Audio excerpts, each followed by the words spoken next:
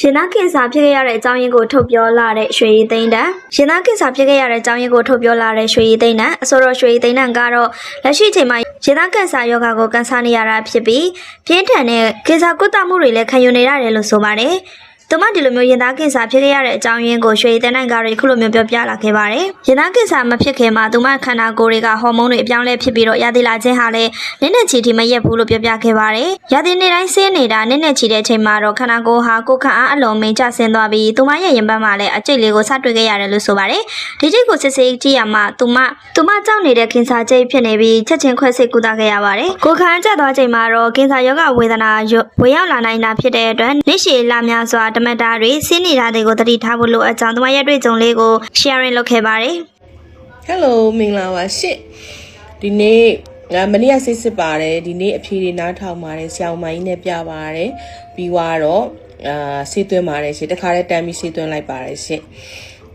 အခြေအနေအဲ့လိုမျိုးအဖြေဆိုရဲအဖြေစောင့်တဲ့ပုံမှာမူတည်ပြီးတော့ထားရမယ်စိတ်လေးတစ်ခုလောက်ပြောပြခြင်းလို့ပါရှင့်ရွှေရလေးစပြီးတော့ကင်ဆာဖြစ်ပြီလို့ဆရာဝန်ဒီခွဲစိတ်အထုခုသမားတော်ကြီးကပြောတဲ့အချိန်မှာရွှေရအော်ဟုတ်လားပေါ့စိတ်ကိုလေစစ်နေပြီအသားကစစ်နေပြီဆိုတော့ရွှေရပြင်ဆင်ထားလိုက်တာအဲ့လိုမျိုးဘာလာငါရင်ဆိုင်နိုင်တယ်ဆိုတဲ့စိတ်ကိုပြင်ဆင်ထားလိုက်တယ်ဆရာကြီးဝန်ကြီးကပြောတဲ့အချိန်မှာအော်ဟုတ်လားပေါ့ဆရာခုလို့ရလားမေးလိုက်တယ်ခုလို့ရလားမရဘူးလားမရရင်ပျော်ပျော်ကြီးနေပြီးတည်ကျင်လို့ပြင်ဆင်မယ်လေဆိုရဲစိတ်မျိုးနဲ့မေးလိုက်တယ်ဟာဆရာဟာမခုလို့ရတာပေါ့1နဲ့2ကိုသွားတဲ့အဆင့်ပဲရှိသေးတယ်ဥစ္စာဘာလို့ခုလို့မရမှာလဲလွယ်လေးခုလို့ရတယ်အဲ့လိုမျိုးပြောရပါတော့နဲ့ okay အဲ့ဒါဆိုရင်ကုမယ်ဆရာဆိုလိုအပ်တာတွေအကုန်လောက်တာပေါ့နော်အဲ့ဒီလိုလုပ်ပြီးသွားတဲ့အချိန်မှာဆေးသွင်းရမယ်ကင်ဆာသမားတော်ကြီးဒေါ်ရှုမွန်လွှဲလိုက်တဲ့အချိန်မှာဆရာတော်ရှောင်းမိုင်းကြီးကနေပြီးတော့ဘာလို့ရမယ်ပေါ့အကုန်ပြောတဲ့အချိန်မှာရွှေရဆေးသွင်းရမယ်ဆိုတာရွှေသိသွားတဲ့အချိန်မှာ okay ဆေးသွင်းရမယ်ဆေးသွင်းခံနေတိုင်းရွှေတို့ကသွေးတွေဆေးရတယ်ခန္ဓာကိုယ်ထဲမှာရှိနေတဲ့ဒီပိုးပမာဏတွေနောက်သွေးပြူဦးသွေးနူဦးတွေအဲ့လိုမျိုးတွေကစအကုန်အသေးစိတ်ဆေးရတယ် stable ငြိမ်သွားလားမငြိမ်သွားလားနောက်နှလုံးအကူရရတယ် ECG ဆွဲရတယ်အကုန်ဆေးရတယ်အဲ့လိုဆေးရတိုင်းမှာရွှေရလေကိုမဟုတ်တလို့ပဲစိတ်ထားလိုက်တယ်ဟဲ့ဟိုများဖြစ်နေမလားမသိဘူးဟိုလိုတွေများဖြစ်နေမလားဟိုလိုကြာသွားရင်တော့ငါတော့အဲ့စိတ်ကိုတစ်ခါမှမတွေးတာပါတစ်ခါမှဒါမှန်သောသစ္စာဒီစကားကမှန်သောသစ္စာပါလုံးဝမတွေးပါဘူးနော်လုံးဝကိုမတွေးတာပါဘယ်လိုမတွေးတာလဲဆိုတော့ဘာဖြစ်လာကျွန်မလက်ခံတယ်နောက်ဆုံးလူတယောက်ကတေချင်းတရားဆိုတာကိုမျက်မြင်ကိုယ်တွေရင်ဆိုင်ရတော့မယ်ဆိုရင်တောင်မှကျမရဲ့အသက်22နှစ်ကနေအသက်30အထိဖြတ်တန်းခဲ့ရတဲ့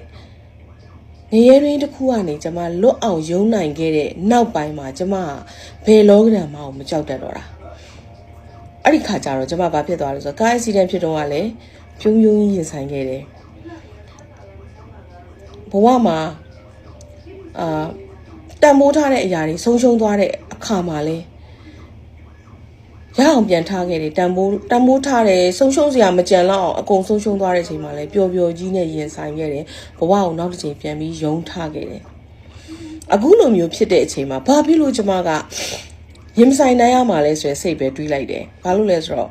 အသက်22နှစ်နဲ့အသက်30ကြားမှာစိုးခဲ့တဲ့ဘဝလောက်စိုးစရာဘဝကျမမှာမရှိတော့ဘူးတေချင်းတရားတော့အဲ့လောက်မစိုးဘူးဆိုတဲ့အတွက်ကျမကတေချင်းတရားကိုလည်းမကြောက်ဘူးဘာကိုမှမကြောက်ဘူးစောကြီးတွေကကျမ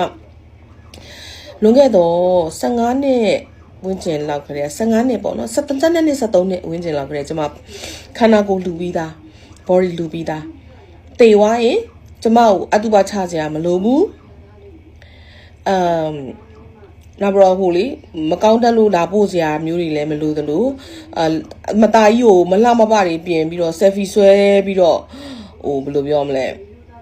တနာပါတယ်ဆိုပြီးအဲ့လိုတင်စရာလည်းမလိုသလိုအင်ကြီးရင်ဘတ်ပေါ်မှာအင်ကြီးမတော်တရောအင်ကြီးအုပ်ပြီးတော့ခေါင်းရင်းမှာထမင်းတုပ်ကြီးထားစရာလည်းမလိုဘူးရေအိုးတွေလည်းခွဲပြစရာမလိုဘူးကြီးစီတွေလည်းထုစရာမလိုဘူးဘာမှမလိုဘူးကျမ body လူထားတာတည်ပြီး2နာရီလောက်ကြာရင်သူကလာတည်သွားလိမ့်မယ်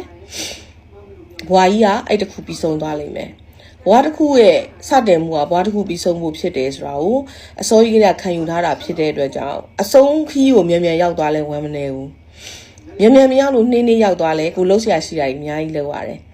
အဲ့လိုမျိုးပေါ့နော်ဘွားတစ်ပြန်စားဖို့ဆုံးသွားမယ်ဆိုရင်တော့မှဘွားတစ်ပြန်စားဖို့အတွက် fighting ဆိုတဲ့စိတ်နဲ့ကျွန်မတီးမှာအကြောက်ဆုံးဆိုတဲ့အချိန်တွေကိုကြော်လွန်လာခဲ့တာဖြစ်တဲ့အတွက်ကျွန်မကဘယ်လိုခံစားမှုမျိုးကိုမှရင်မခုန်တော့တာပါဒါကြောင့်မို့လို့ရွှေကတော့အဲ့ဒီအဖြေဆိုတာကိုလာတိုင်းလာကန်ဒီတိုင်းရွှေရလေးဟဲဆိုပြီးငါဟိုအများဖြစ်နေမလားတဲ့ no ဘာမှကိုမတွေးတော့တာဖြစ်ချင်တာပြင်မောပါချစ်ပဲပြီးရင်ဘာလို့လဲအခုဒီနေ့ဆိုဆေးသွင်းတယ်ကိုယ့်အကူကားမောင်းပြီးပြန်လာတယ်ပြီးသွားရင်ထမင်းထိုင်စားနေရယ်ထမင်းထိုင်စားကိုဟင်းရည်ထိုင်တောက်တာအသီးရွက်တွေနဲ့အဲ့လိုဟင်းရည်ချက်ထားတယ်ညာပိုင်းဆိုအဲ့ဒါဟင်းရည်ထိုင်တောက်တယ်ပြီးသွားလားပြီးသွားဆိုရင်ကျွန်မအိတ်ဆေးလေးတစ်ချမ်းတောက်မယ်ပြီးရင်အိတ်တော့မယ်မနက်မိုးလေးအစောကြီးထားမယ်ဖျားရှိခိုးမယ်ကိုလက်လေးချင်းကန်တွေလုပ်မယ်လှုပ်ရှားရှိရတယ်လုပ်မယ်အလုပ်တွေလုပ်မယ်ဒါပဲရှိရကျွန်မရဲ့ဘဝမှာအဲ့တော့ကျွန်မနဲ့အတူတူဘဝကိုဖြတ်တန်းနေကြတဲ့လူတွေကိုလည်းမေးချင်ပါတယ်ဘဝမှာအကြောက်ဆုံးဆိုတဲ့အချိန်တွေရှိခဲ့ဘူးပါသလားဖြတ်တန်းခဲ့ဘူးပါသလားမကြိုက်ဆုံးဆိုတဲ့အရာတွေကိုရခဲ့ဘူးပါသလားကြော်ဖြတ်ခဲ့ဘူးပါသလားဒါဆိုရင်တော့ဒီကင်ဆာဆိုတာကြီးကိုကျမတို့ကလွယ်လေးရင်ဆိုင်ဖြတ်တန်းနိုင်မှာပါလို့ကျွန်မပြောချင်ပါတယ်ဒါကြောင့်မို့လို့ fighting မှာဘယ်အရာမဆိုကျမတို့ကကြော်ဖြတ်နိုင်ပါတယ်ကျမတို့တွေကလူ့ဘဝမှာလူလာဖြစ်တာဆိုတွေကမွေးလာပြီဆိုတွေကတေးဖို့မွေးလာတာလေဘယ်ချိန်ဘယ်ကာလမှာဘယ်လိုတေးမလဲဆိုတာဒါမသိတာတေးဖို့မွေးလာတာအဲ့ဒီအတွက်ကို ready ပြင်ထားနိုင်ပြီဆိုရင်ကြံတဲ့ဈားထဲမှာဖြတ်တန်းရတဲ့လောကရမှန်သမျှကျမတို့တို့ easy going မှာလို့ပြောချင်ပါတယ်